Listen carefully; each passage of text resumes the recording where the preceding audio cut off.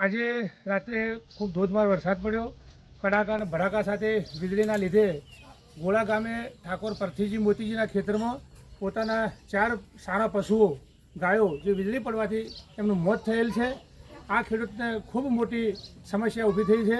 એટલે આપણે આ તબક્કે એમને સાંત્વના પણ આપીએ, પણ સાથે સાથે વહીવટીતંત્રને જાણ કરી અને શક્ય હોય એટલું વધુમાં વધુ એમને સહાય મળે એ માટે પ્રયત્ન કરીએ.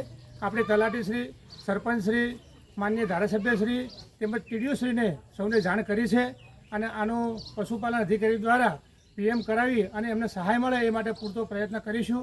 પરંતુ ભગવાને જે એક આફત આપી છે તો એમના પરિવારને આપણે હૈયાધારણા આપીએ કે એમને વધુમાં વધુ સારી સહાય મળે સરકારમાંથી અને ફરી બીજા પશુઓ મોટા કરી અને આગળ વધશે. પરંતુ અત્યારે ખૂબ મોટી આફત આવી ગઈ છે.